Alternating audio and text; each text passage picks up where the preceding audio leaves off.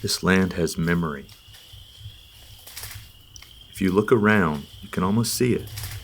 Shadows of its former self begging to be remembered. Yet some people haven't forgotten.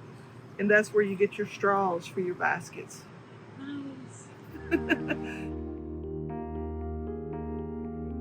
CONSERVE Research Group, which stands for Community-Oriented Nature-Based Science for Ecosystem Restoration and Versatile Engineering, aims to address problem-oriented questions about biodiversity and watershed management from an interdisciplinary perspective and craft pragmatic and targeted solutions relevant to land managing agencies, private industry, and communities.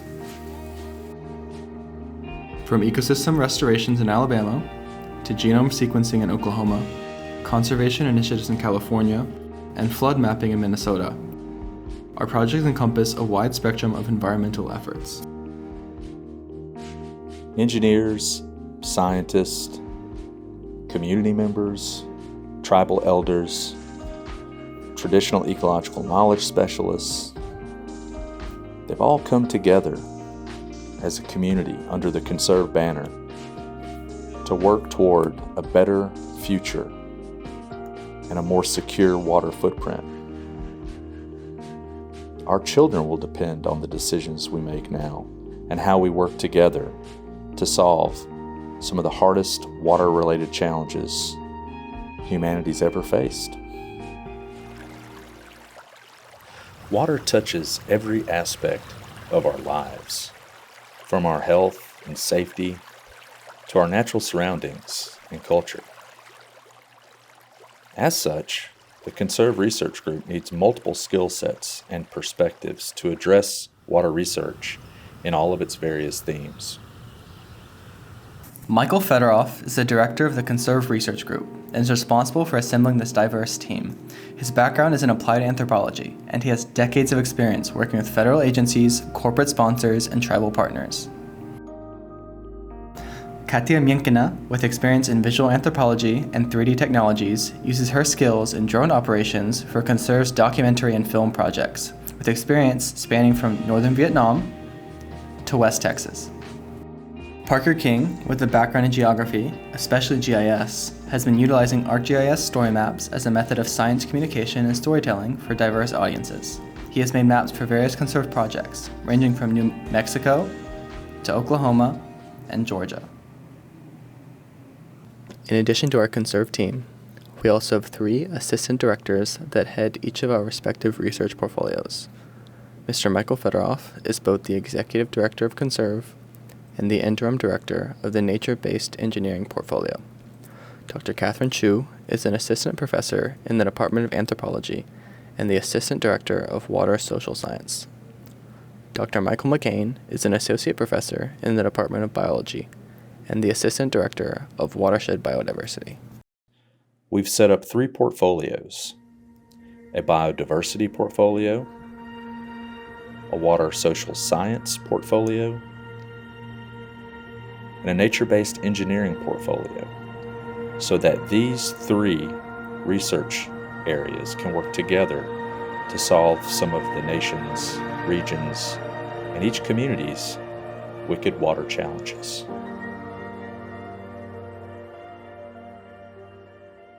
Most people don't really think about where their food comes from, or the amount of water it takes to grow that food.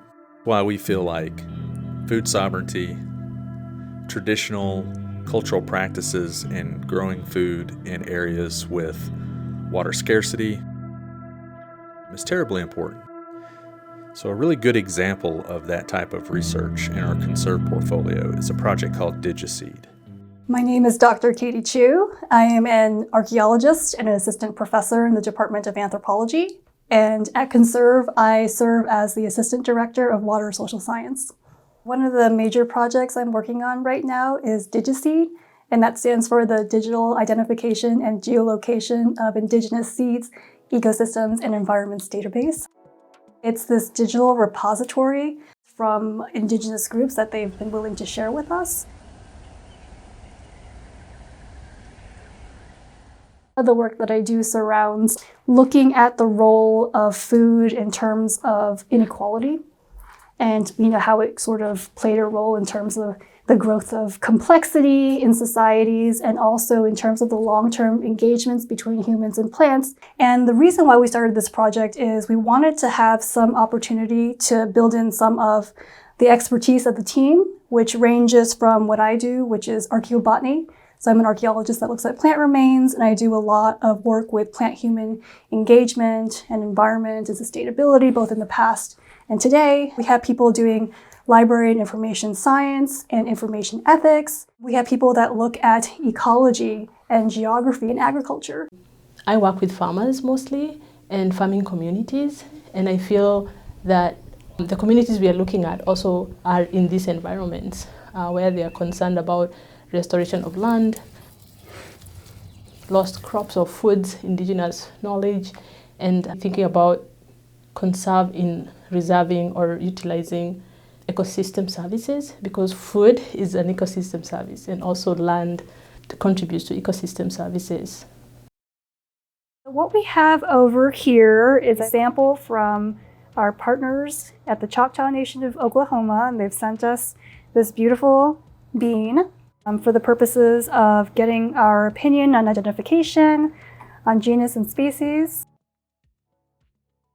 The idea is that we're trying to help document some of the plants that are important to our tribal partners, and also to kind of figure out a way to record some of the attributes of these seeds in order to aid identification for future purposes.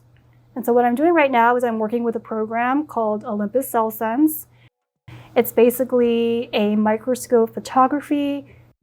What we do is we usually go from top to bottom and basically treat it as if there's like slices of planes. And we take photos going down until we hit the last part of the seed that's in focus. And then what we do is we use this program over here. This is Combined ZP. We'll open up those images. We will align them using this software, which is magical. And then we will stack them. So if all goes right, we should get an image where like everything is in focus and the whole seed is visible. Okay, that's 0.4039 grams.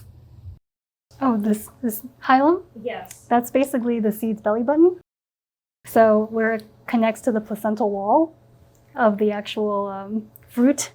And so like this scar over here is called a hilum. Sometimes it helps us with identification. So something like this we would probably compare to our collection within the family Fabaceae, which is the bean family. And so what we're trying to do is to help assist tribes, for example, with their food sovereignty initiatives, with their desire to revitalize certain cultural practices. And so by bringing together these seeds that they've curated for many, many years over generations, sometimes people in different states and regions are holding on to these. We want to document them. We want to tell the story of how these seeds came to be, and also to help preserve them for future generations. In order for people to continue coming back and remember the history behind not only the foods, but the people that played a big role in terms of producing the food and working with the food. DigiSeed is a fantastic example of the interdisciplinary team at CONSERVE working together for a water-related challenge in the areas of food sovereignty and underserved communities. Another portfolio that we're very proud of is our nature-based engineering portfolio. And here we have an example project looking at traditional irrigation systems called acequias in the American Southwest. Acequia comes from the Arabic word, which roughly translates to water bearer. And this type of irrigation came from the Middle East into Spain with the Moors.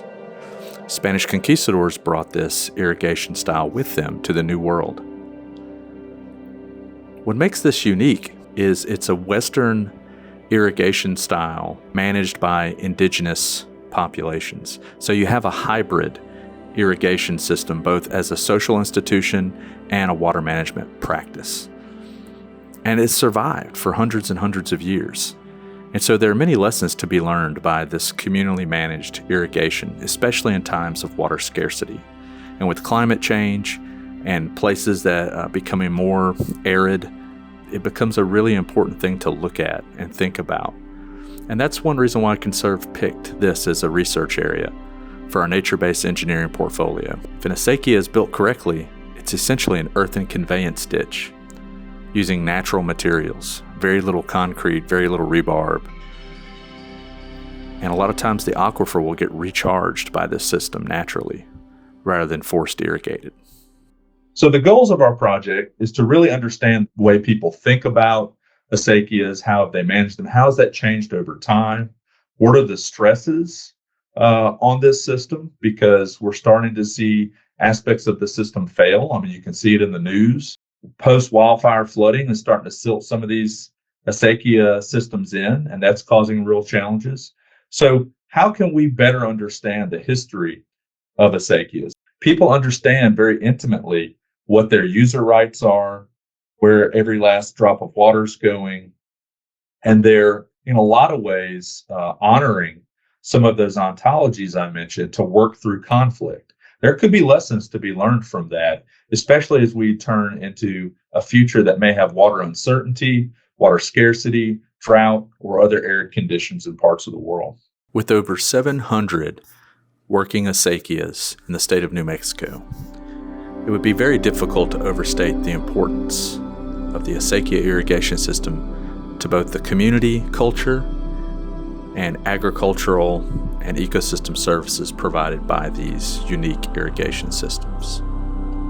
They also perform many political and social functions outside of their purpose as irrigation institutions. Many members will mention which acequia association they belong to before they even mention their city or state. We have in our watersheds is biodiversity. We need to make sure that we have the right plant for the right project. That's essentially the key to the overall health of the watershed. Cultural keystone species such as native river cane in the southeast play a large role in this health. So our CONSERVE team has a project in our biodiversity portfolio to understand and unlock the genome of native river cane all across the southeast. Prior to European arrival, the southeastern U.S. had native river cane stands that stretched as far as the eye could see. These vast ecosystems were a part of daily life of the people, plants, and animals who occupied the southeastern United States. The new arrivals to this southeastern landscape decimated the vast, miles-wide native river cane ecosystems. There's barely 1% of the original ecosystem left. This has impacted everyone, from indigenous communities who use native river cane for basket making and traditional purposes, to wildlife such as Louisiana black bear and the Florida panther, who call river cane stands their home. In order to restore and protect this important ecosystem, science needs a better understanding of the genomics of river cane ecosystems. Dr. Michael McCain of the University of Alabama and CONSERVE's Biodiversity Portfolio Director is taking a look at just such a research question in his project on the river cane genome. So I'm Dr. Michael McCain. I'm an associate professor here at the University of Alabama in the Department of Biological Sciences, and my role at CONSERVE is assistant director of watershed biodiversity. So I'm a plant biologist, a plant systematist, really, which means I'm interested in how plants are related to each other and where the diversity of plants comes from. But I'm also an evolutionary genomics person, so I'm interested in understanding how genomes function and how those genomes relate to the diversity that we see. So a lot of what my basic research in my lab is all associated with understanding how genome functions change over time and how we get changes in pollinator interactions, or how we get crops that are adapted to flooding tolerance or not adapted to flooding tolerance. To me, that work fits perfectly with the Watershed Biodiversity Directorate, because we're interested in maintaining and cultivating biodiversity as it is, but also protecting ecosystems and promoting the retention of biodiversity through time. This is one of the more impressive local stands I've ever seen.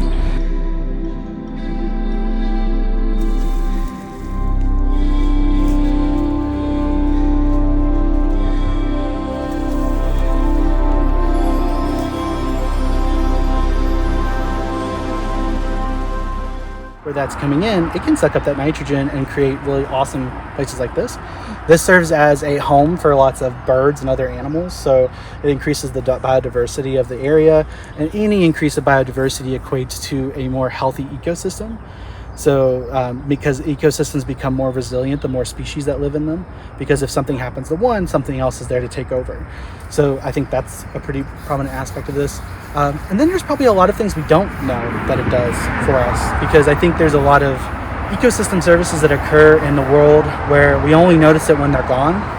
You know, we talk about potentially these being helpful for heavy metal remediation, like soaking up like things like that, and maybe cleaning up areas. So it could simultaneously be a way to clean up like human-derived pollution and also provide habitat for endangered species. 2 or 3? 2. Thinning native cane stands is vital to the health and resiliency of the cane stand ecosystem. The effort was organized by Conserve Director Michael Fedoroff, and together with the Conserve team and Gina Band, native river cane was sustainably harvested from a patch near the Black Warrior River. This collaboration was not just about good ecosystem stewardship, it was also a convergence of cultures to preserve a timeless art and traditional relationship with the land. These 3 Conserve projects represent a concerted effort toward community-based science for a more resilient water world for our children. Won't you join us and help us while we carry our most precious resource into the cups, the bowls, and lives of our children? I am CONSERVE. We are CONSERVE.